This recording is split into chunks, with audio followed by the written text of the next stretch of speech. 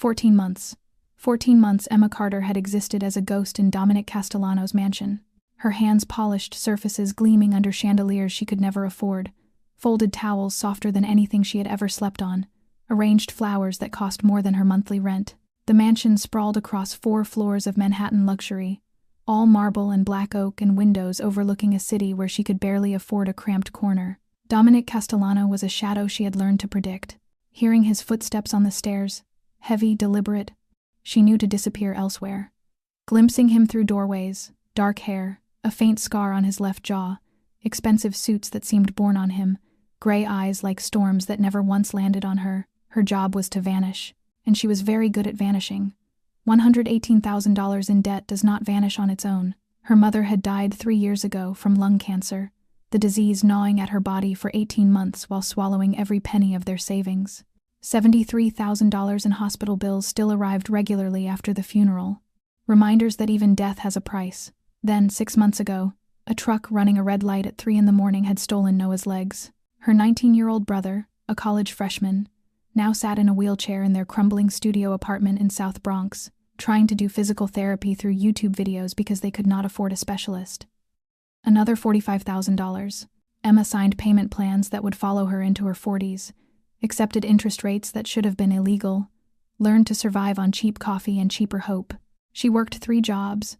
5 a.m. she woke, 6 she arrived at the Castellano mansion, 3 p.m. she returned home to care for Noah, 6 p.m. she went to the bar until midnight. Saturdays and Sundays she added office cleaning shifts. She slept on the subway, ate leftovers from the bar, drank coffee instead of breakfast and lunch. 4 hours of sleep each night if she was lucky. Her body ran on caffeine and guilt. Guilt for not earning enough, guilt for not being with Noah more, guilt for still being alive while her mother was dead and her brother could no longer walk. That Thursday night, the grandfather clock in the main hall chimed 8 as Emma finished wiping down the banister. November in New York meant darkness fell early and cold cut to the bone. Through the tall windows, she watched rain begin to streak the glass. Lucia, Dominic's sister who managed the kitchen, invited her to stay for dinner. Emma declined. She had a bar shift at 9. She pulled her hood up against the rain and started walking. 4 blocks, just 4 blocks from the Castellano mansion to the subway station. She had walked it hundreds of times. This neighborhood was supposed to be safe. This was Dominic's territory. But tonight, the street was quieter than usual. Most storefronts had closed, only security lights painting everything in shades of amber and shadow. Her shoes splashed through puddles, soaking through to her socks. She kept her head down, too exhausted to stay alert, feet moving mechanically, mind blank. The alley appeared on her left, narrow and dark between 2 buildings. She had passed it 1,000 times without thought. But tonight, 2 figures stepped out from the shadows, blocking the sidewalk ahead. Emma stopped, heart hammering against her ribs. "Good evening," one of them said.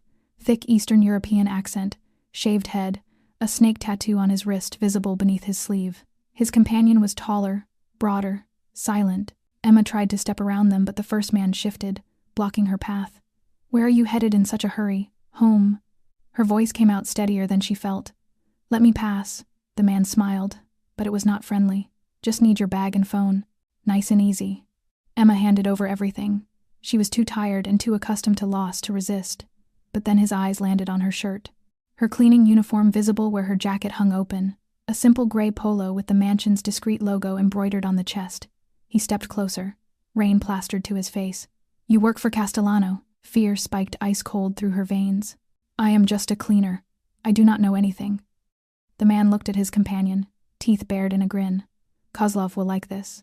We have a gift for the Italian." The first punch came from nowhere, catching her across the cheekbone, pain exploding white-hot behind her eyes. Emma staggered backward. Before she could recover, hands grabbed her arms, fingers digging in hard enough to bruise. She tried to scream, but a palm clamped over her mouth. "This is what happens," the first man said close to her ear. "When Castellano thinks he owns this city." The second hit caught her ribs, then another and another. Emma stopped counting after the 4th, stopped trying to fight. In her mind, there was only one thought: Noah. Her brother was waiting at home. He would have no one if she died here. Someone grabbed her hair, yanked her head back, and she saw the fist coming toward her face before everything went black.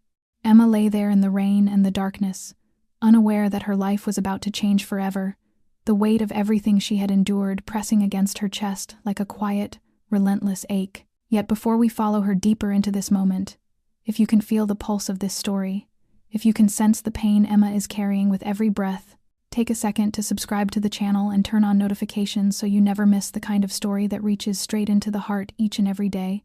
And know that a single like or a simple share from you will help Emma's story find its way to more people who may need to hear it. And tell me, where are you listening from? Perhaps some distant city somewhere in the world, a place whose lights or shadows shape your own memories. And leave a comment below so we can see just how far this story has traveled.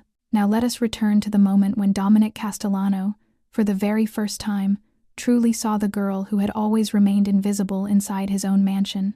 Marco Vitale drove slowly through the rain-soaked streets, the headlights sweeping across each alley the way they always did at this hour, steady and practiced after more than 2 decades of serving the Castellano family, and at 42 he knew this territory the way a man knows the lines on his own palms.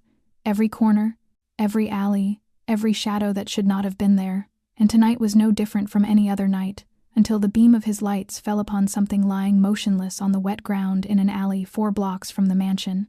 Marco hit the brakes, his eyes narrowing as the shape clarified into a person. A woman sprawled face down with her long hair spilling over her shoulders, her clothes drenched, her body so still she looked dead. He drew his gun and stepped out of the car, scanning the darkness for signs of an ambush. But there was nothing, only rain and shadow and the silent form before him. He approached, nudged her gently with the tip of his shoe, and rolled her onto her back. Her face was grotesquely swollen, blood leaking from her mouth and nose, her left eye bruised nearly shut, but what made him pause was the gray polo shirt she wore with the familiar logo over the chest, the insignia of the Castellano estate. He knew this girl, the house cleaner who had worked there for more than a year, quiet, diligent, always lowering her gaze and avoiding eye contact with everyone. Marco knelt, pressed 2 fingers to her neck, and felt a faint but present pulse. He pulled out his phone and dialed the number he knew better than any other. Dominic answered on the second ring. "Boss," Marco said, his voice low and urgent.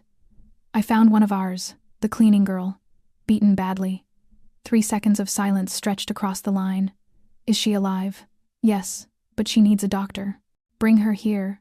No hospitals, for hospitals meant police and paperwork, and questions and complications their world could not afford. Marco understood. He slid one arm beneath Emma's back and the other beneath her legs, lifting her the way a man would lift a child, and she was so light it made him frown, as if there were nothing inside her but bone and exhaustion. He placed her in the back seat, draped his coat over her trembling body, and drove toward the mansion as fast as he could without drawing attention.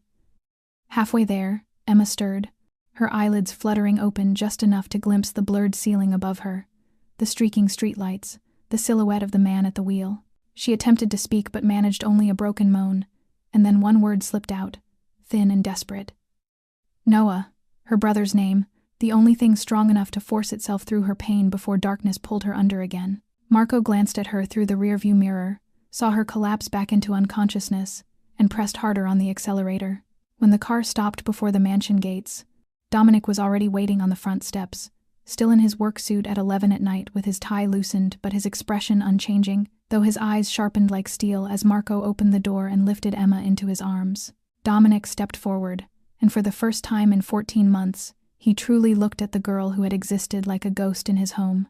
Her face disfigured with swelling, her lips cracked and bleeding, dried blood smeared across her skin, her clothes torn and filthy, and she looked as if she had crawled out of hell itself. Who did this?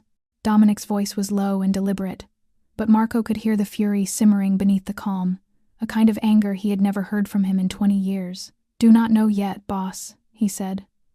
"I found her in the alley, no one else in sight." Dominic nodded once and turned toward the house. "Take her to the second-floor sitting room, call Dr. Chen immediately. And Marco," he added, pausing in the doorway to look back over his shoulder, "I want to know who did this before the sun comes up." Emma recognized the light before anything else, not the weak, a flickering glow of the fluorescent bulb in her shabby apartment, but a warm and gentle radiance spilling from a crystal chandelier high above her, and she blinked hard, struggling to gather her senses while everything around her blurred, as though she were seeing it through a dirty pane of glass. The ivory ceiling carved with delicate patterns, the heavy velvet curtains in deep blue, the faint scent of oak and lilies drifting in the air. and she wondered where she was as she tried to sit up, only for a tearing pain to rip through her ribs and force a cry from her lips before she collapsed again. A hand, steady yet careful, settled on her shoulder. "Do not move," a man's voice said, low and calm with an unmistakable Asian cadence. "You have 2 broken ribs, and moving will only make the injury worse." Emma turned her head, wincing as a sharp ache pulsed along her neck, and saw a man of about 50 sitting beside the bed, his salt and pepper hair neatly combed, gold-rimmed glasses perched on his nose, a stethoscope in his hand, his white shirt and tailored trousers so immaculate he looked as though he had stepped out of a private clinic in the Upper East Side. "I am Dr. Chen," he said as he gently took her wrist to check her pulse. "You were attacked. You are at the Castellano estate now, and you are safe." The words spun inside her like a storm. Castellano estate. She was lying in her employer's home on a bed that probably cost more than she made in half a year. "Doctor," Chen continued examining her, his practiced hands moving lightly but precisely over her body, checking her head, shining a small light into her eyes, pressing along her ribs until her jaw clenched in pain. "Aside from the 2 fractured ribs," he said in a tone as even as if he were reading a medical report, "you have a mild head injury, extensive bruising across the abdomen and back, a torn lip, swelling around the left eye, and no internal bleeding, which is fortunate, but you will need at least 2 weeks of rest." Fortunate. Emma almost laughed, though she knew it would feel like being ripped open, because what luck was there in lying here broken while Noah was alone at home, not knowing whether his sister was dead or alive. "My brother," she whispered, her voice rough and scraped raw. "My brother is home alone. I need to go back. You were informed that you will remain here until you recover." The new voice came from the doorway, deep and cold as steel, and Emma turned toward it despite the pain, her heart stopping for a beat when she saw Dominic Castellano, leaning against the doorframe with his arms crossed, dressed now in a black shirt and trousers, his sleeves rolled up to reveal strong forearms, the faint scar along his left jaw sharper beneath the warm light, and his gray eyes that had never once looked at her in 14 months, were now fixed on her, not through her, not past her, but at her. She felt stripped bare beneath that gaze, even though the blanket covered her up to her throat, as if he were reading every page of her life, every debt and sleepless night and skipped meal. Dr. Chen rose and nodded to Dominic. "She needs pain medication and antibiotics," he said. "I will leave the prescriptions, and she should have someone by her side during the first 24 hours because of the head injury." He left, and Emma became aware that she was alone with Dominic Castellano, the man she had avoided for more than a year now, standing less than 10 steps away from her. He moved closer, pulled a chair beside the bed, and sat down, each motion deliberate and unhurried, as though he were trying not to frighten her. But Emma felt no fear. She was too exhausted, too hurt, and all she wanted was to know whether Noah was safe and why she was here instead of in the emergency room of a public hospital. "You have worked for me for 14 months, Dominic said, his voice not a question but a statement. 14 months you passed through the rooms of my house and I never once saw you." He tilted his head slightly, his eyes still locked on hers. "Until tonight." Emma did not know how to respond to his words, for she had grown accustomed to not being seen, had survived by slipping through life unnoticed. Yet now those gray eyes were burning into her with a focus she had not felt from anyone in a very long time, and Dominic leaned forward with his elbows resting on his knees as he spoke. "I need you to tell me exactly what happened tonight. Every detail, nothing left out." And Emma swallowed hard, her throat raw, forcing herself to remember, though each fragment of memory came with a sharp, slicing pain. "2 men," she began, her voice trembling. "They blocked my path in the alley 4 blocks away.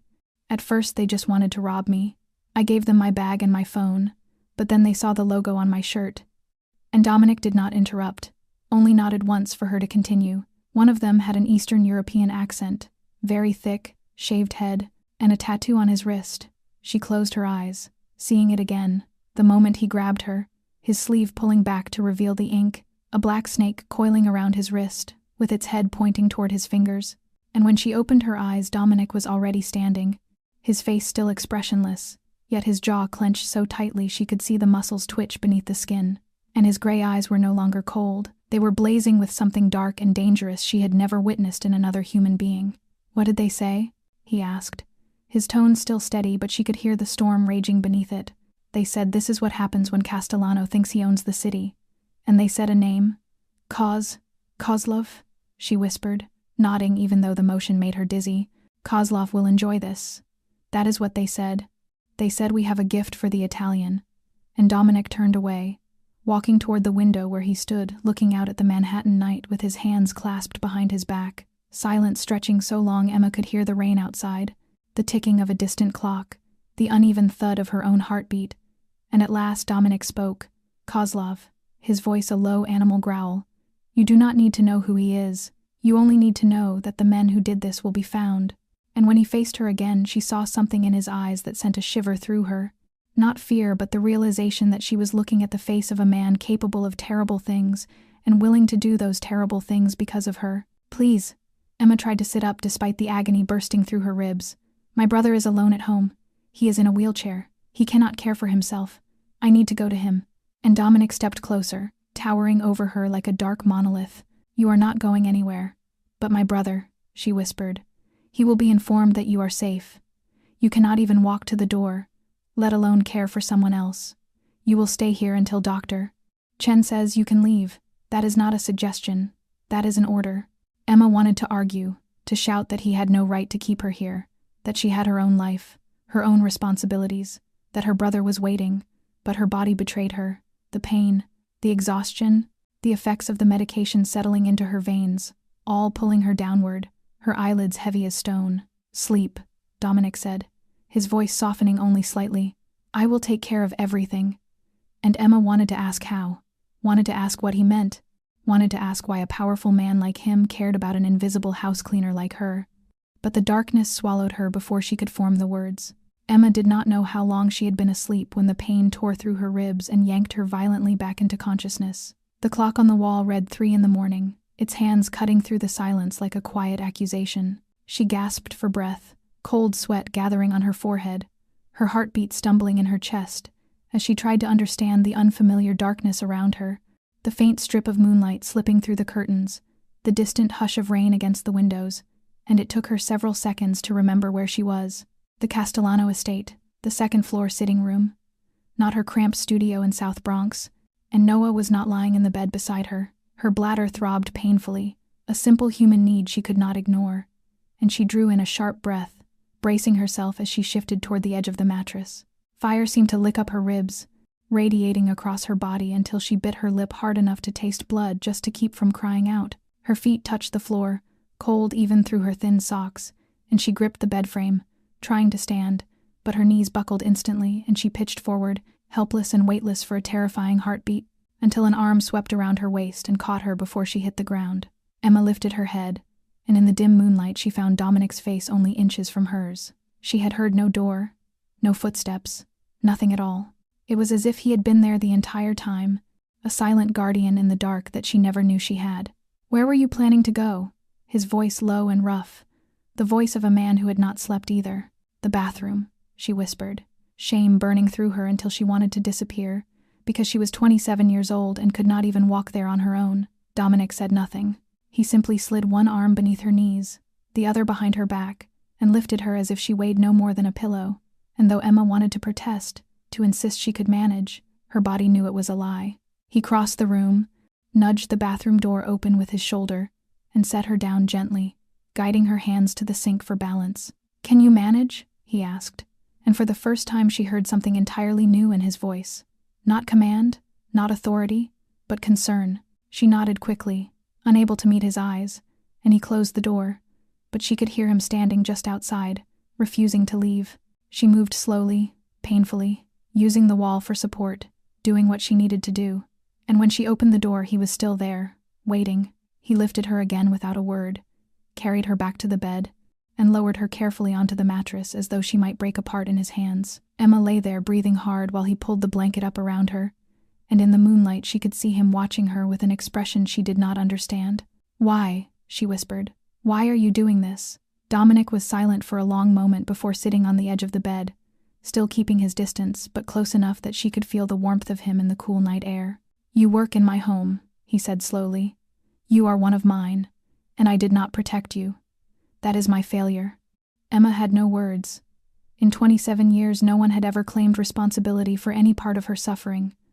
Her father had vanished without explanation. Her mother had died and left behind debts that swallowed her whole. Noah's accident had happened while she was not there to prevent it. She had always carried the consequences alone, quietly, without complaint. And here was this man, the very man she had spent 14 months avoiding, taking the blame for what had happened to her on a dark street. "Sleep," Dominic said as he rose to his feet. "I will be in the next room. Call if you need anything." Emma closed her eyes, and for the first time in many years, she did not feel entirely alone. Morning arrived with a faint sunlight filtering through the curtains and a soft knock at the door, and Emma opened her eyes, her body still aching but her mind clearer than it had been the night before. Lucia entered with a warm smile, carrying a tray of breakfast, and Dominic's younger sister looked nothing like someone belonging to the underworld, for at 33, with her brown hair tied neatly at the nape of her neck and her gentle brown eyes, dressed in a cashmere sweater and jeans, she appeared simply like a kind woman living a normal life in a normal home. "How are you feeling?" she asked as she set the tray on the table beside the bed. "Sore," Emma admitted quietly, "but better." Lucia nodded and poured her a glass of orange juice, handing it to her with steady hands. "My brother said your younger brother is on his way." Emma almost dropped the glass. "What? Noah? Noah is coming here?" Lucia's expression softened with sympathy. "Dominic sent a car for him early this morning. He thought you would want to see him, and he will be safer here." Emma did not know what to feel. Gratitude at the thought of seeing Noah, fear at the idea of her brother entering this world, anger that Dominic had once again made a decision without asking her, and she had not yet settled on any emotion, when the sound of an engine drifted in from the front drive. Lucia moved to the window and pulled the curtain aside. "They are here." Emma's heart pounded wildly as she tried to sit up, her ribs exploding with pain, and Lucia hurried back to help her, adjusting pillows so she could lean against the headboard. A few minutes later, the soft rolling of wheels echoed from the hallway, and the door swung open. Noah sat there in the wheelchair. Emma had spent 3 months of her salary to buy, his brown curls a tangled mess, his mother's blue eyes wide with worry, and though he was 19, he looked in that moment like a frightened child. "Sis," he whispered, his voice cracking. "Emma." And Emma broke. Tears spilled down her cheeks uncontrollably, tears she had been holding back since last night, since the alley, since waking up in a place that was not her home. She cried from pain, from fear, from relief, from guilt. Noah rolled to the side of the bed and grabbed her hand, crying with her. "They said you were robbed," he stammered through tears. "They said you were hurt. Look at your face. Look at what they did. Who did this to you?" Emma squeezed his hand, forcing steadiness into her voice. "Just some street thieves," she lied, her voice trembling but determined. "They took my bag and my phone and they hit me when I tried to run. It's nothing serious." "Nothing serious?" Noah looked at her swollen face, the bruises around her eye, the split lip, and shook his head. "You broke ribs. The doctor said you broke ribs. You almost died." "I did not die," she whispered, lifting a hand to smooth his hair, though the motion nearly made her faint from pain. "I am still here, and I am going to be fine. Do not worry." From the doorway, standing in the shadowed hall, Dominic watched the siblings in silence. He saw the way Emma lied to shield her brother from a harsher truth, saw the way she fought to be strong although her body was coming apart, saw the way the boy looked at her as if she were his entire world, and he understood why she worked 3 jobs, why she slept 4 hours a night, why she was so thin Marco could lift her as easily as a child.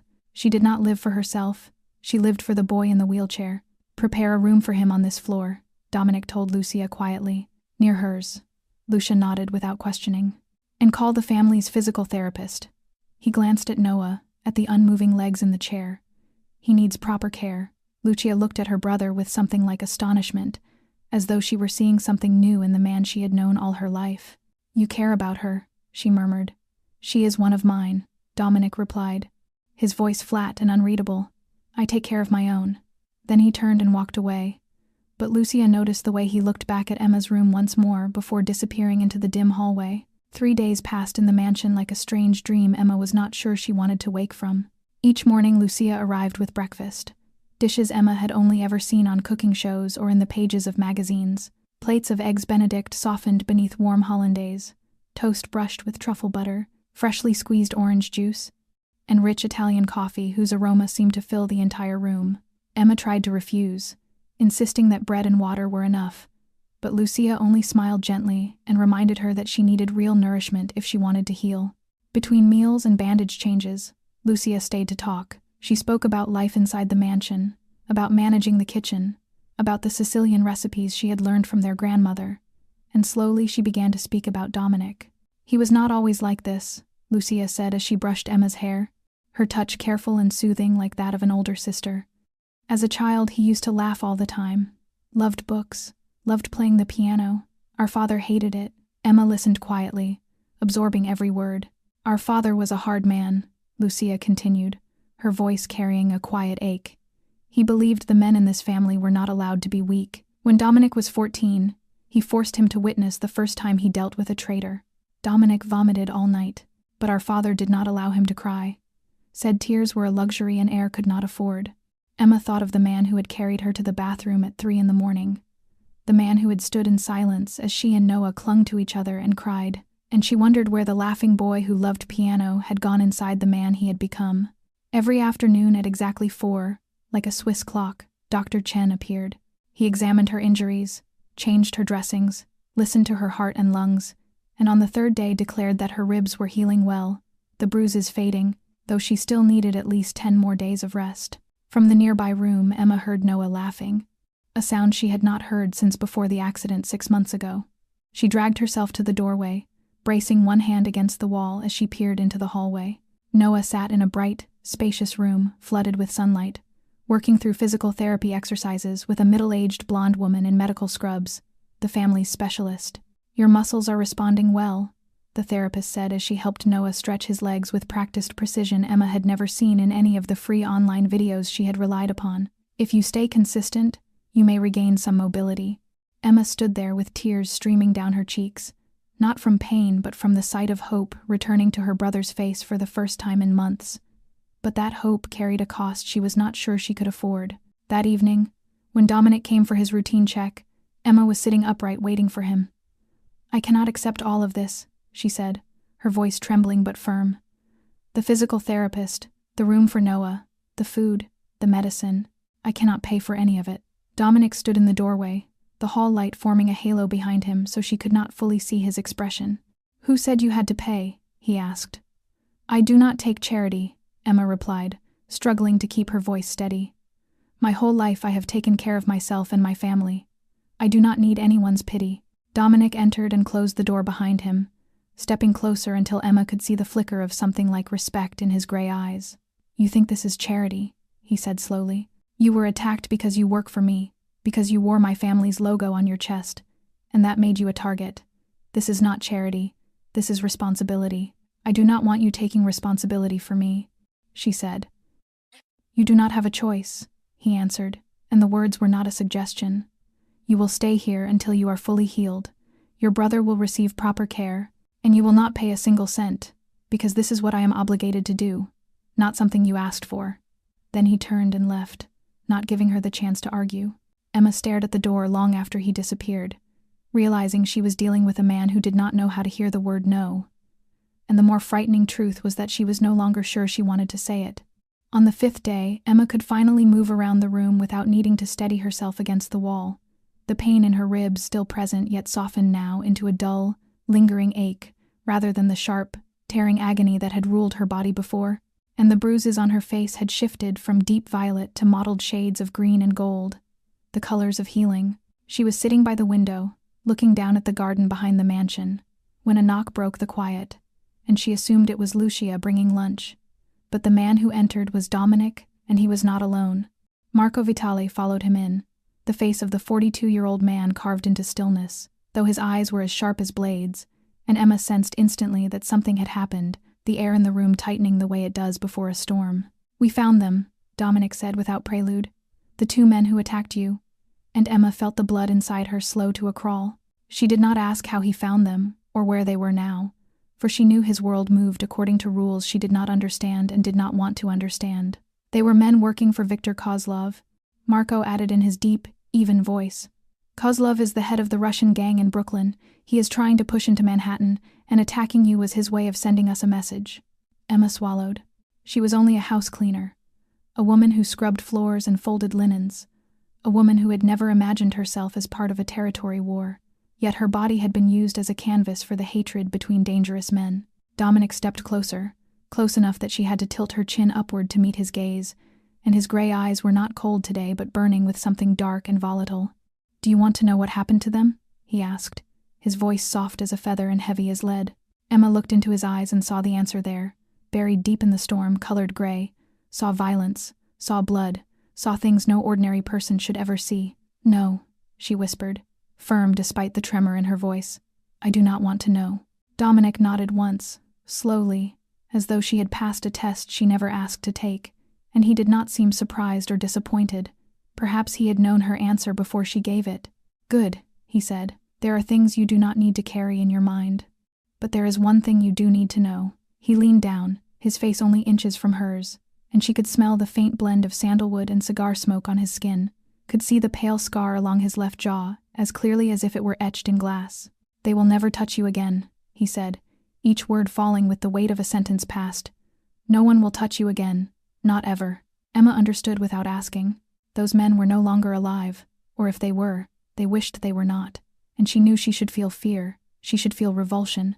She should want to run from this man and from the violent world he inhabited, but instead she felt something else, something she did not dare name. Safe.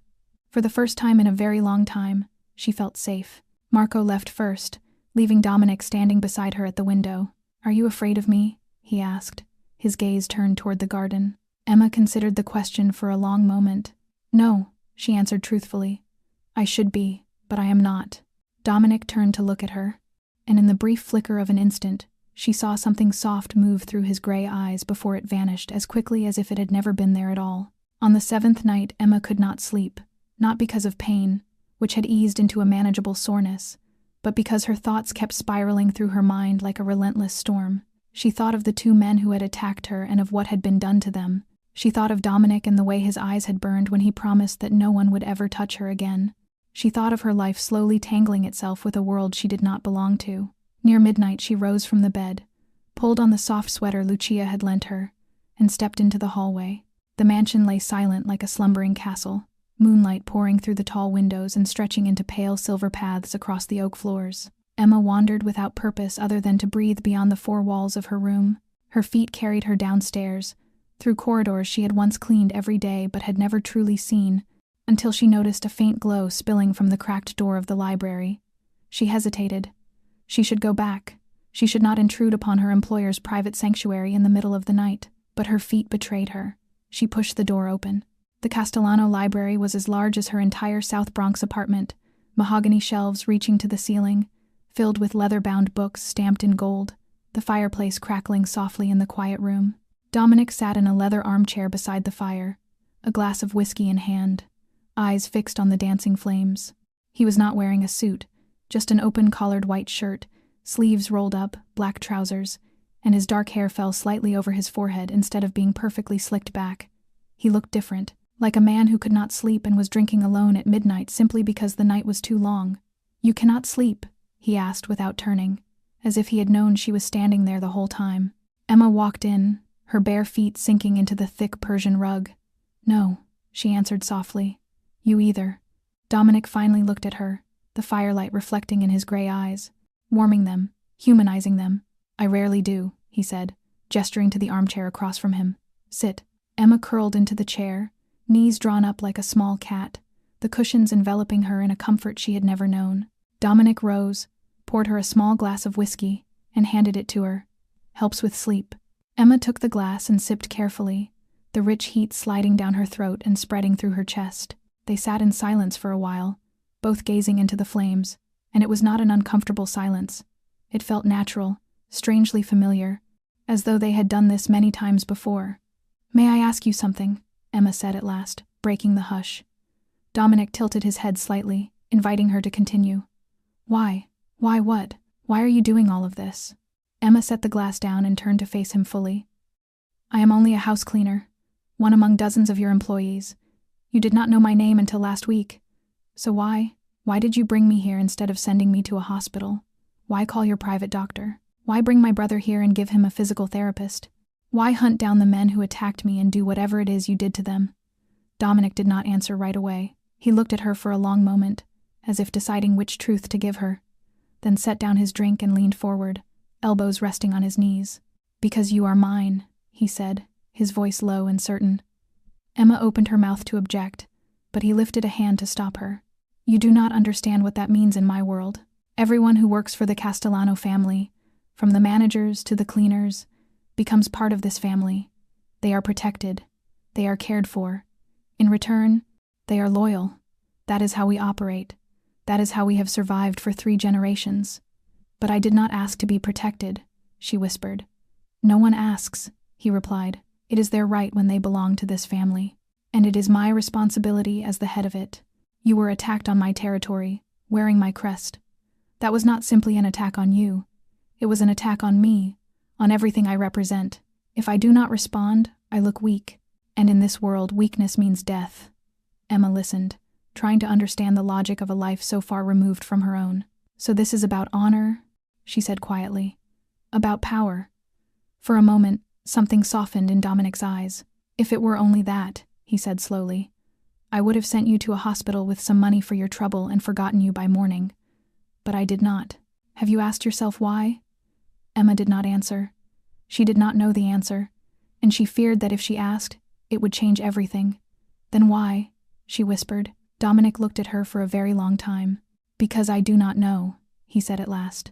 And for the first time, Emma heard uncertainty in the voice of the man who controlled everything. Because there is something about you that I cannot look away from anymore. That night, after their conversation in the library, Emma returned to her room with her mind spinning, Dominic's words echoing through her like a bell that would not stop ringing. There is something about you that I cannot look away from. What did that mean? Who was she? A woman who scrubbed floors and folded sheets, that a man like Dominic Castellano should be unable to look away? She drifted into sleep with questions swirling like smoke, and that was when the nightmare began. She stood again in the dark alley. The rain was falling hard, cold enough to pierce through skin, soaking her to the bone. 2 figures stepped out of the shadows, and this time she could see their faces clearly. The bald one with the snake tattoo grinning at her with a warped, devilish smile. You work for Castellano, he said, his voice echoing as though it came from inside a cavern. Kozlov will enjoy this. She tried to run, but her legs would not move. She tried to scream, but her throat locked tight. The first punch came, then the second, then the third, pain exploding through her body, and this time there was no one coming to save her. She lay on the wet pavement, blood stinging her eyes as one of the men lifted his boot to crush her skull. Emma screamed. The sound tore through the night, through the room, through the hallway, perhaps through the entire mansion. She bolted upright on the bed, drenched in sweat, heart pounding so violently she thought it might burst, her limbs trembling uncontrollably. The door flew open. Dominic stormed in like a force of nature, his eyes wild as they swept the room for danger. He wore only sleep pants and a shirt hastily buttoned, barefoot on the wooden floor, dark hair falling across his forehead. When he saw she was alone, curled in on herself, he stopped, drew in a breath, and approached her slowly. Emma, he said, his voice soft and careful, as though speaking to a frightened animal. Emma, you are safe. You are here. You are safe. But she could not hear him. She was still in the alley, still taking the blows, still feeling the terror ripping through her. She shook uncontrollably, teeth chattering, tears streaming down her cheeks without her even noticing. Dominic sat on the edge of the bed. He did not ask if she was all right or offer empty comfort. He simply took her hand. His hand was large and warm, enclosing her cold fingers completely. He held on, firmly enough for her to feel him, firmly enough to anchor her. Emma, he said again, closer this time, warmer. Look at me, slowly. She turned her head until her eyes met his in the darkness. His gray eyes were not cold now. They were watching her with something she did not dare name. You are here, he said, each word steady and deliberate. In my home, safe. No one can touch you here, no one. His voice was low and even, like waves beating softly against a shore, pulling her back from the nightmare. Emma breathed deeply, once, twice, 3 times. Her trembling eased little by little. Her heart began to slow. Tears still fell, but the panic loosened its grip. She did not know how long they stayed like that. Minutes or hours. Dominic did not let go of her hand, did not leave, did not show impatience or discomfort. He simply sat at her side in the dark, his shoulder touching hers, holding her hand until her breathing steadied. I am sorry, she whispered, her voice raw. I woke you. You do not need to apologize, he replied, shifting to lean back against the headboard beside her. Do you want to talk about it? No. Good. Sometimes silence is the best. They sat there in quiet, shoulder to shoulder, staring into the darkness. Emma felt the warmth radiating from his body, felt the calm of his steady breathing, felt the immovable presence of him beside her. And for the first time in many years, she felt safe, not the borrowed safety of a locked apartment door, but a real, solid, unshakable safety, the kind that came from being beside a man who would burn the world to the ground if anyone dared lay a hand on her. 10 days passed, and the bruises on Emma's face had nearly vanished, leaving only a faint yellow tint beneath her left eye if one looked closely, and although her ribs still ached when she moved too quickly, she could walk on her own again, shower by herself, and dress without help. Yet the same 10 days had gone by without her earning a single dollar, 10 days without her usual shifts at the bar, 10 days without the weekend office cleaning job, 10 days during which the bills continued to pile up in her empty South Bronx apartment. She knew because she had asked Lucia to check her mailbox, and the news had not been kind. Electricity, water, rent, the monthly payment on her medical debt, numbers climbing steadily while her income remained at zero. That morning, Emma sought Dominic in his office. He sat behind a massive oak desk, surrounded by stacks of documents, his phone wedged between his shoulder and ear as he spoke in rapid Italian to someone on the other end. When he saw her in the doorway, he gestured for her to wait, finish the call, and set the phone aside. "What do you need?" he asked. "I need to go back to work," Emma said plainly. Dominic looked at her, his gray eyes unreadable. "No," he said, short and final, and turned back to his paperwork as though the conversation had ended. But Emma did not move. She stepped into the room and stood before his desk, arms crossed. "You cannot say no without explaining." "I just did," he replied. "That is explanation enough." "No, it is not." Emma felt the anger she had been swallowing for 10 days rising in her chest. "I have my own life, Mr. Castellano. I have bills to pay. I have $118,000 in medical debt collecting interest every day. I cannot lie in this place doing nothing while everything out there falls apart." Dominic lifted his head, his eyes darkening. "You think I am keeping you here to do nothing?" "I do not know why you are keeping me here," she shot back, stepping closer. "I only know I cannot keep living like this. I need to work. I need to earn money. I need to feel useful instead of lying here like some wounded bird waiting for someone to pity me." Dominic rose from behind the desk, came around it, and stood before her. He was nearly a head taller, close enough that she had to lift her chin to meet his gaze. "You are not fully recovered," he said, voice tight with restraint. "Dr. Chen says you need another week."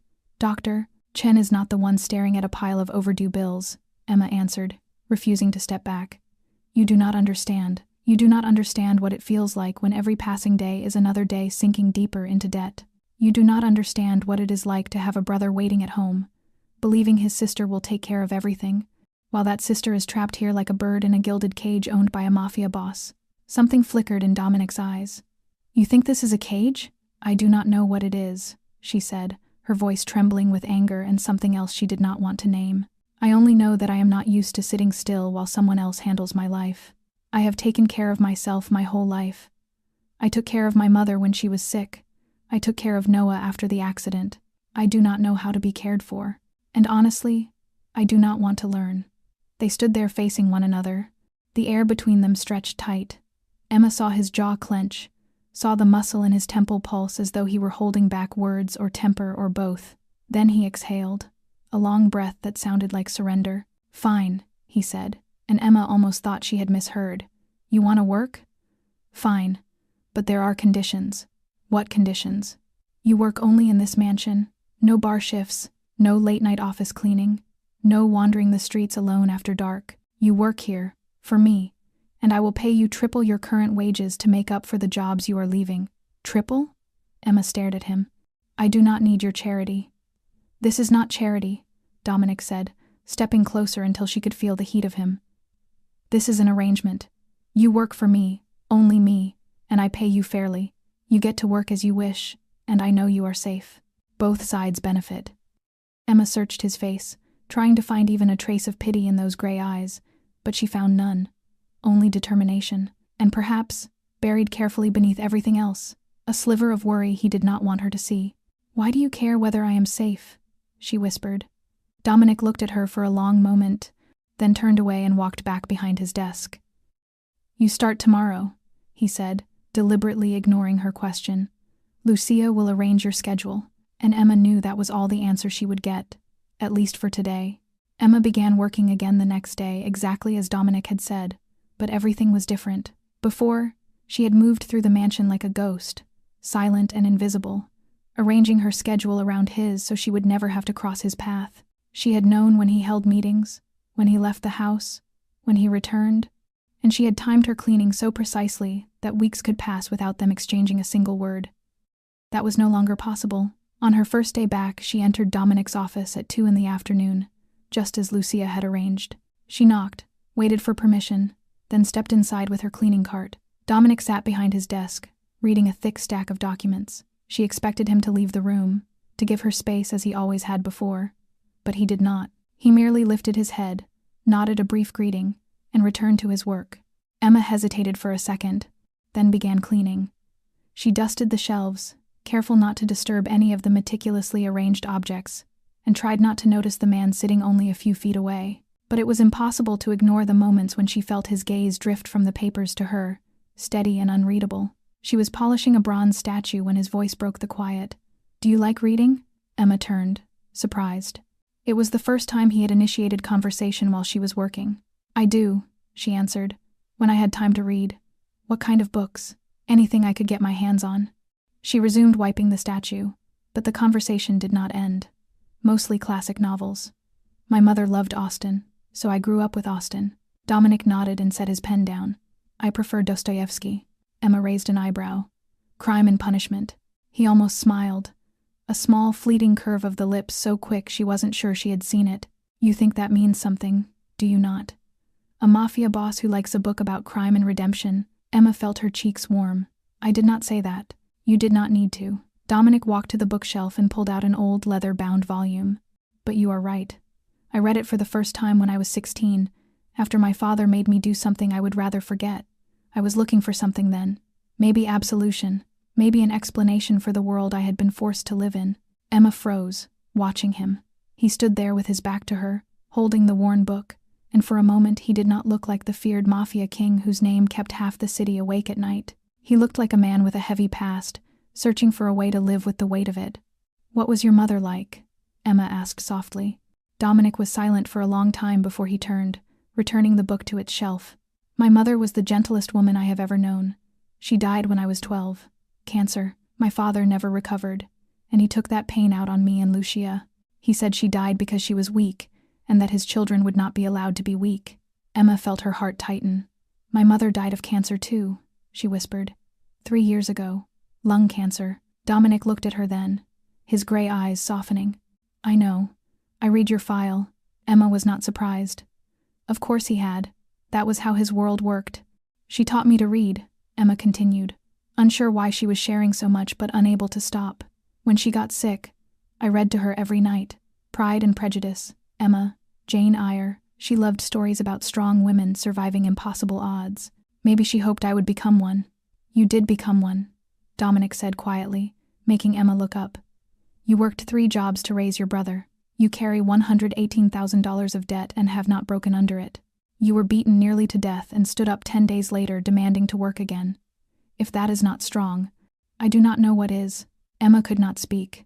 She stood there with a cloth in her hand, staring at the man looking at her as though she were something rare and valuable. "And Noah," Dominic said, breaking the silence. "What was he like before the accident?" Emma smiled for the first time in days. "Noah was the light of our family. Brilliant, funny, absurdly optimistic. He was accepted to Columbia on a full scholarship. He was going to be a lawyer. Then that truck hit him." Her voice faltered, and everything changed. Dominic stepped closer. He lifted a hand, hesitated for a breath, then rested it gently on her shoulder. "Both of us carry scars," he said, his voice low. "Yours live in the debt you shoulder and the legs your brother cannot move. Mine live in the things my father forced on me and the things I became because of them. But scars do not define us. How we live with them does."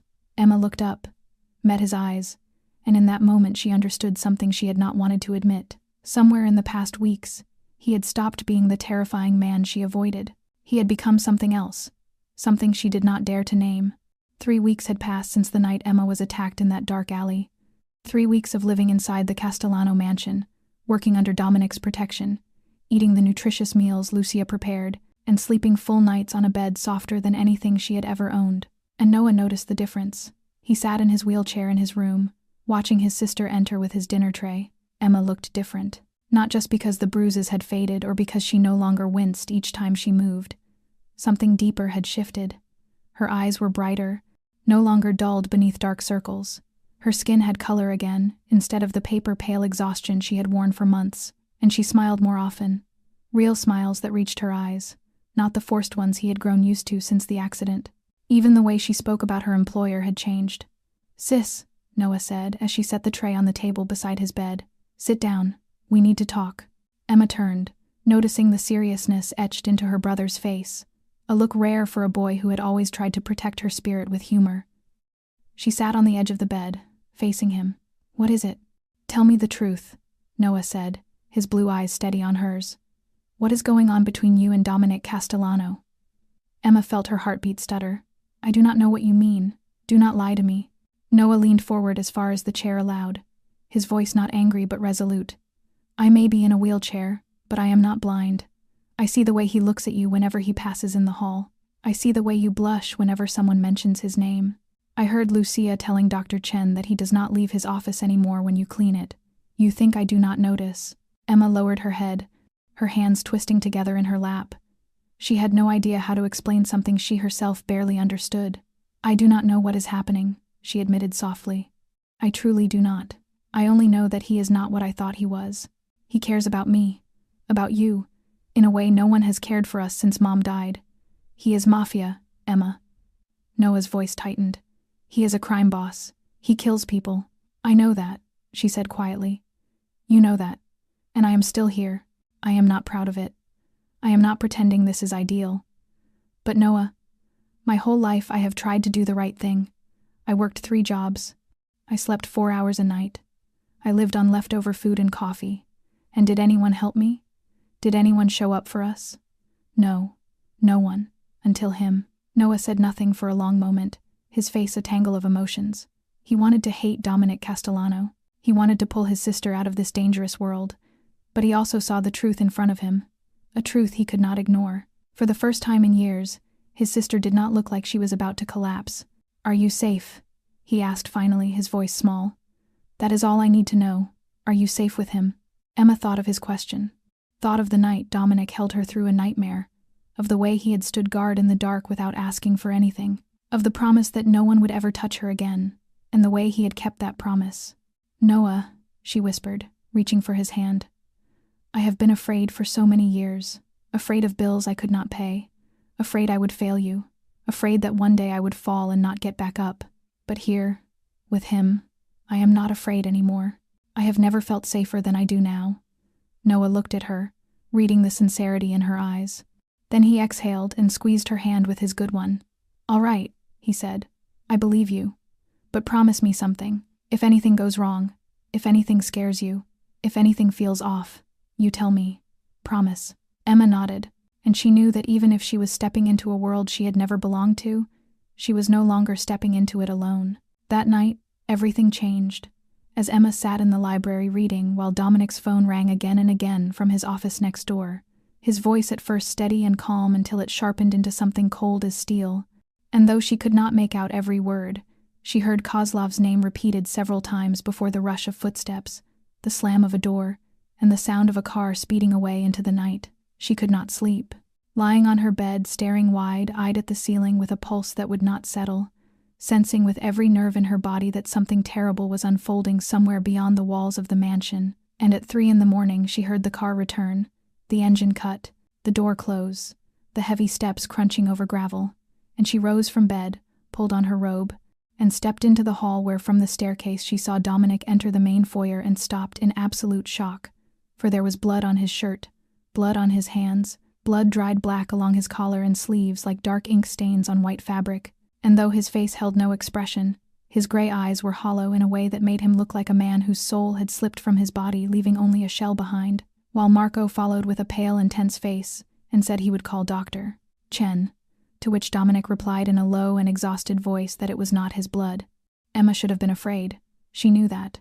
She should have returned to her room, closed the door, pretended she had seen nothing, because an ordinary person would have done exactly that, A wise person would have done exactly that, but her feet refused to obey, and instead carried her down the stairs step by step until she stood before Dominic close enough to smell the metallic tang of blood and the faint smoke of gunfire on him. And Marco, sensing the moment, quietly slipped away, leaving the two of them standing alone under the soft golden lights of the foyer, like actors on a stage at 3 a.m, as Emma searched his eyes for something she could not name, and finally whispered, "Are you all right?" And Dominic stared at her as if she had spoken a language he had never heard before, repeating her question in disbelief that she could look at him in such a state and ask if he was all right.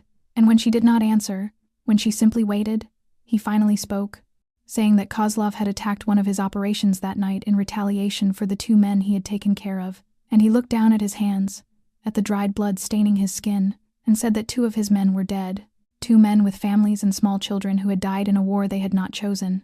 Emma felt a tightening in her chest, not from fear but from sorrow for the dead and for the man in front of her who carried their weight on his shoulders, and she whispered that she was sorry, though she knew no other words to offer.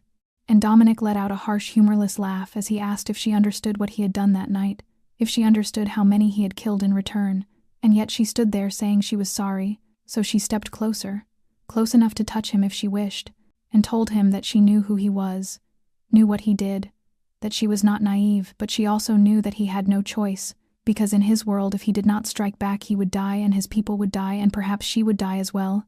And Dominic looked at her while the emptiness in his eyes slowly cracked, as he asked why she did not run, why she did not flee like any other woman would when faced with him like this, why she remained, and Emma thought of all the reasons she should fear him, should flee him, should turn her back on this violent world of his, and then she thought of the night he held her hand through her nightmare, of the way he looked at her as if she were something precious, of the safety she felt only when he was near, and she said softly that she was not like any other woman, and that whether he believed it or not she cared about whether he was all right. And Dominic stood there with blood on his hands, staring at her as if she had just handed him something he had not known he needed until the moment it appeared in front of him. In the days that followed that bloody night, the Castellano mansion became a fortress, every entrance tightly monitored, Marco and his men stationed on alert 24 hours a day, Emma and Noah forbidden from leaving the grounds while Dominic disappeared into closed-door meetings that stretched for hours, tense phone calls, and midnight trips he never explained, and Emma could see exhaustion eating away at him, the shadows beneath his eyes darkening, his jaw clenched as if he carried the weight of the entire world on his shoulders, eating less, sleeping less, a truth she knew because she brought meals to his office and found them nearly untouched each time she returned to collect the trays. On the afternoon of the 5th day after the attack, she stood outside his door, listening to the voices of the men inside, sharp and tense, rising and falling like the growl of dangerous animals, and she waited 10 minutes, then 20, then 30, until the door finally opened and a group of men filed out, glancing at her only briefly before heading down the stairs in silence, and after a few breaths she knocked, hearing his weary voice telling her to come in as she entered with a tray of Earl Grey tea, the kind he preferred because she had quietly observed him for weeks, and she found the office littered with documents and an ashtray overflowing with cigarettes, while Dominic sat with his head in his hands, looking like a man at the final edge of endurance. He did not look up when she set the tray down, so she poured a cup of tea, placed it before him, and turned to leave when his hand closed around her wrist, stopping her in place with a grip firm enough to hold her yet not enough to hurt, and when she turned back, she saw his long, strong fingers wrapped around her skin as he whispered, "Do not go," in a voice that no longer carried the cold authority she knew, but something frayed, wounded, and perhaps unbearably lonely.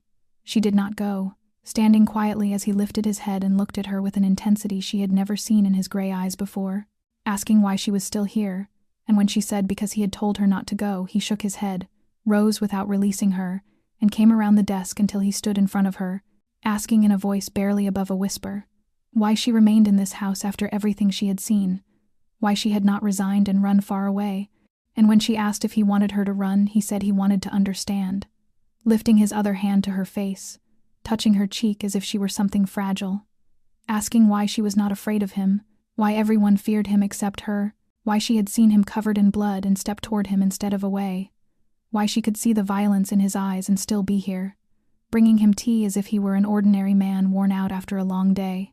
She felt the warmth of his palm against her skin and the wild thrum of her heartbeat, knowing she should lie, should claim fear, should protect herself the way any sensible woman would, But she was too tired of lies, too tired of pretending, and she said the truth, that he had never frightened her, not from the first night he carried her from Marco's car, not from the night he helped her to the bathroom at 3 a.m, not when he held her hand through a nightmare, that she feared many things in her life, the debt she could not pay, the possibility that Noah might never walk again, the day she would collapse and not rise, but him, she whispered, him she had never feared.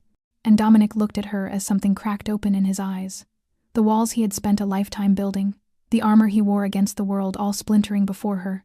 He told her she should fear him, that he was a monster, that he had done terrible things, that his hands were stained with more blood than he could ever wash away, and she answered that monsters did not tremble from exhaustion instead of sleeping. Monsters did not carry the deaths of 2 men as if they were personal failings. Monsters did not protect a housekeeper whose name they had not even known simply because she had been beaten on their territory. And Dominic said nothing as he looked at her as though she were something impossible and fragile and real. Then he leaned down slowly enough for her to step back if she wished. But she did not move, lifting her face to him as his mouth met hers in a kiss that was not gentle and not sweet, but rough and desperate, the kiss of a drowning man reaching for the last breath he could find, his arms sliding around her waist, pulling her tight against him. And she felt the hunger in the way he kissed her, the loneliness in the way he held her as if he feared she would disappear. And she answered him, her arms rising around his neck, her fingers slipping into his dark hair, kissing him back as though it were something she had been waiting her whole life to feel without ever knowing it. They pulled apart, both of them breathing hard, Emma feeling her lips tingling and her heart pounding as if it might burst from her chest, her body trembling not from fear but from something far stronger.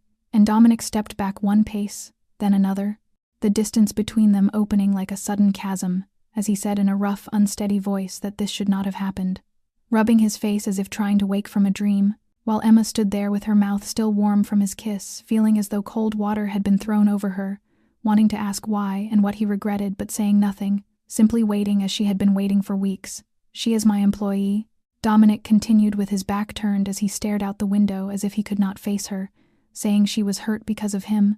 She was here because he had brought her here, and this, he said with a breath drawn deep into his lungs, felt as though he were taking advantage of the situation, which made Emma let out a small, humorless laugh, as she asked if he truly believed he was exploiting her, and he said he believed he was doing what a man in power should never do with a woman who depended on him. And when he turned his conflicted gray eyes toward her, he said she had nowhere else to go. Her brother was here, she needed this job, and if anything went wrong, she would lose everything, and he could not put her in that position. Emma stepped toward him, closing the space he had created until she was close enough to see the faint scar along his jaw, and the way his pupils widened when he looked at her, and she asked him how old he was, startling him into blinking before he said 37.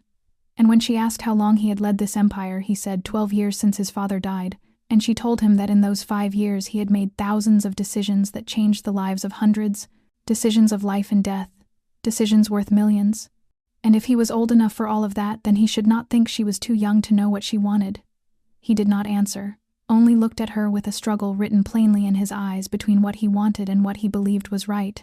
As she told him she was 27, that she had cared for her sick mother for 18 months, had buried her and inherited $73,000 of debt, had watched her brother lose the ability to walk and still risen every morning to work 3 jobs, that she was not some naive girl who needed protection from her own choices, and if she stood here and kissed him back, it was because she chose to, not because she lacked options. Dominic lifted a hand to her face, his fingers trembling slightly as though he were holding back something immense, and he whispered that she did not understand the kind of man he was, that he was not good, that he had done things she could not imagine, that he had enemies who wanted him dead and would kill anyone close to him, that if she stayed with him she would never have a normal life but would live in shadows and danger in a world that was not hers. And Emma placed her hand on his chest, feeling the strong, urgent rhythm beneath his shirt, as she said she knew exactly who he was and what he did, that she had seen him walk into the house with blood on his hands, heard his midnight calls, understood perfectly how dangerous his world was, and still she was here. Not because she had no choice, but because this was her choice. Dominic studied her for a long time, searching for fear or hesitation and finding none. And he said she would regret this, and she answered that perhaps she would, but the regret would be hers, not his. And then, as if the last wall inside him crumbled, he pulled her into his arms and kissed her again, this time not with desperation but with slow depth, a quiet promise unfolding between them.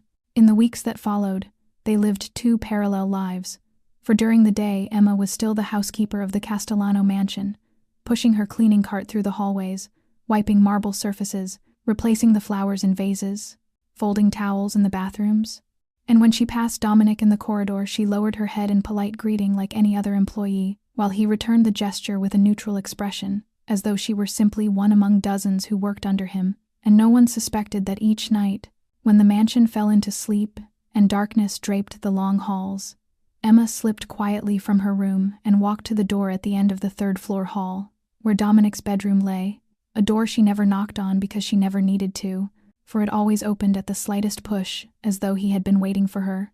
He was usually seated in the dark beside the window, overlooking the glittering lights of Manhattan, a glass of whiskey in hand, and when she entered he said nothing, only opened his arms for her, and Emma went into them as though that were the place she had always belonged, and they talked for hours about great things and small ones, as she told him about her childhood, about the tiny apartment in Queens where she grew up, about the smell of the apple pies her mother baked every Sunday, about the day her father left without a single word when she was 12, and about the phone call from the hospital announcing that her mother had been diagnosed with stage 3 lung cancer, about the nights she sat beside the hospital bed reading to her, and the final smile her mother gave before she closed her eyes forever.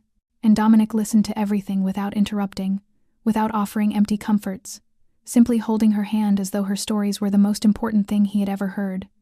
And then he spoke too, telling her about his father, Antonio Castellano, the man who built this empire from the blood and tears of others, telling her about the lessons forced upon him from the age of 10, lessons about power and cruelty and never allowing anyone to see weakness, telling her about the first night he had to kill, at 18, when his father placed a gun in his hand and said it was the only way to become a man in their family, telling her about the nightmares that still visited him, the faces of those he had killed appearing in his dreams, and the guilt he never allowed himself to show before anyone. And Emma listened without judgment or fear, simply holding his hand tighter. They learned each other through the smallest things, for Emma discovered that Dominic liked black coffee without sugar in the morning but preferred Earl Grey with a touch of honey at night, that he hated the scent of lilies because they reminded him of his mother's funeral, that he read before sleeping and always read Russian classics, folding the corner of the page instead of using a bookmark, while Dominic learned that Emma bit her lip when she thought, twisted her fingers when she worried, and sang softly to Taylor Swift songs when she believed no one could hear, that she liked cold pizza for breakfast, hated chilies but loved wasabi, and always read the last page of a book before beginning it. And during these nights, Dominic slept more easily, something Emma noticed in the second week when she woke at 4 a.m. to find him still asleep, his face peaceful in a way she had never seen, the dark circles beneath his eyes lighter, his jaw no longer tensed, his whole demeanor younger and unburdened, as though her presence removed part of the weight he had carried for so many years. And Emma changed as well, for the first time in many years she no longer dreamed of that dark alley, no longer felt fear settling over her when night came, because she knew that no matter how dangerous the world outside might be, there was a man willing to burn it all down to keep her safe, and she was lying in his arms every night. That morning Emma sat on her bed, with the old laptop Lucia had lent her open across her knees, doing what she always did on the first day of every month, as she checked her bank account and her debts to calculate how much she still owed, how many more years she would have to pay, how much longer she would have to live under the crushing shadow of those numbers. And she logged into the financial company's website, where her $73,000 medical debt from her mother's hospital bills was being repaid with a predatory interest rate, bracing herself to see the total that had haunted her for 3 years. But when the page finished loading, her heart stopped. Outstanding balance, 0.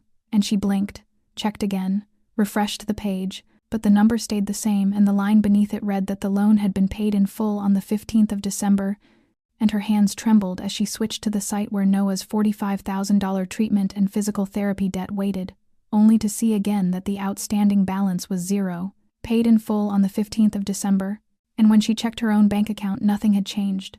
No large withdrawals, which meant someone else had paid the debt. Someone had paid $118,000 without saying a word, and Emma knew exactly who that someone was. She closed the laptop, stood, and walked out of her room on shaking legs, moving down the hall, down the stairs, across the foyer, toward Dominic's office. And she did not knock. She pushed the door open without caring who might be inside, but he was alone reading documents and looked up at her with the calm of a man who had been expecting this moment. "What did you do?" she asked, her voice trembling with something she could not name, and he told her she needed to be more specific, as he set the papers aside and leaned back in his chair, and she stepped closer saying, "The debt, $118,000. You paid it? You did not ask me? You did not tell me? You just did it?" And he answered simply, "Yes," without a hint of remorse. And when she asked why, tears streaming down her cheeks despite her hatred of crying, he said because he could, because he wanted to, because she deserved to live without that weight on her back. She told him she had not asked for this. She did not need him to save her. She was not a wounded bird in need of care, and he told her she was not, wiping her tears as he said she was the strongest woman he had ever met, that she had carried $118,000 of debt and still stood tall, that she worked 3 jobs and did not break, that she cared for her brother and still somehow found the strength to care for him, that she did not need saving, but that did not mean she had to do everything alone. She said she did not want to owe him, did not want to feel like she was there because of his money, and he asked if she truly believed he had done this to buy her, if she thought he paid $118,000 to keep her beside him, and when she whispered that she did not know what to think, he stepped forward, gripping her shoulders and forcing her to meet his eyes, as he said clearly that he had not done it to purchase her, but because he could not stand watching her exhausted every day, could not bear knowing she counted every dollar while he had more money than he could spend in 10 lifetimes. And he did it because she belonged to him now, not as an object to possess, but as someone he would protect, would care for, would make sure never carried the weight alone again, because that was how he loved, and how he cared for what was his. And as Emma looked at him with tears still flowing but no longer from anger, perhaps from relief or gratitude or something deeper she was not yet ready to name, she whispered that she did not know what to say, and he told her she did not need to say anything, pulling her into his arms and holding her as if she were the most precious thing in his world, telling her she only needed to stay, to be with him, because that was all he needed.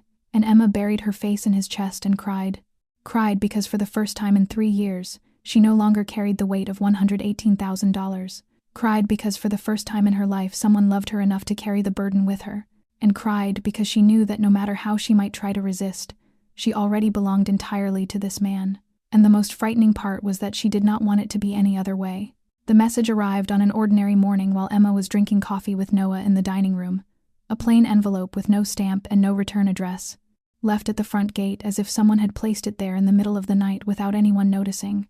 And Marco brought it to Dominic's office, where Emma saw the color drain from his face as he opened it, revealing a single photograph, a picture of her, captured as she walked from the back door of the estate into the garden, with her hair lifted by the wind and a smile softening her mouth. A photograph taken from far away through the fence with a professional telephoto lens, and on the back of it was a handwritten line in Russian that Marco translated in a trembling voice. "A beautiful girl. It would be such a shame if something happened to her," signed Kozlov. Dominic did not tell Emma about the picture.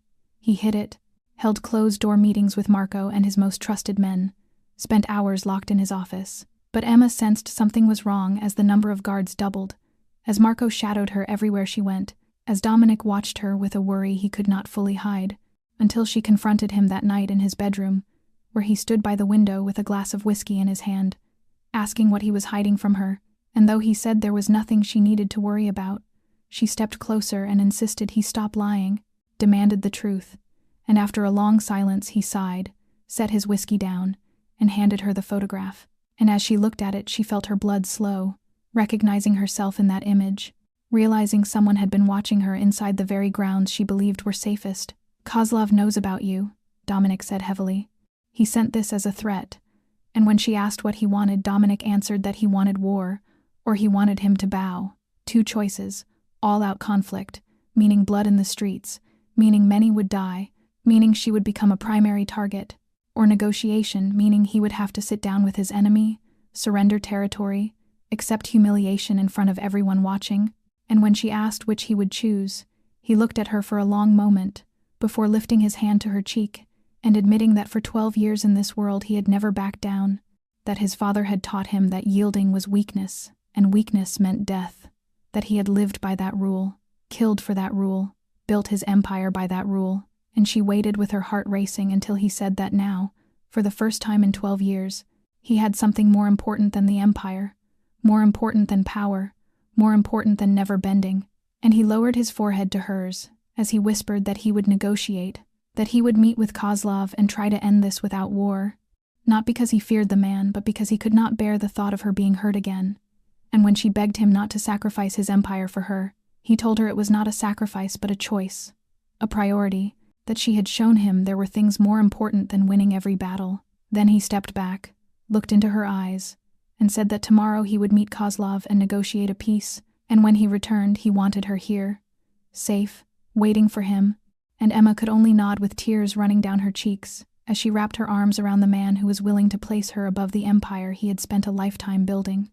Dominic returned at 4 a.m, and Emma had not slept at all, sitting in the library through the long night with her eyes fixed on the door and her heart lurching at every sound. And when the familiar engine stopped at the gate, she ran to the grand foyer without caring who might see her or what secret they had guarded for weeks, only to find Dominic stepping inside whole and uninjured. No blood, no wounds, only exhaustion etched into his face, and something else in his gray eyes, something that looked like relief, like a long-awaited peace. And he said, quietly enough for her to hear, "It is done. The agreement is signed. Kozlov will withdraw from Manhattan, and in return I ceded part of Brooklyn. The war is over." And Emma said nothing, only threw herself into his arms and held him as though he might vanish if she let go, while he folded her against him with his face buried in her hair, the two of them standing in the soft gold light of the Castellano foyer, like survivors who had found each other in the ruins.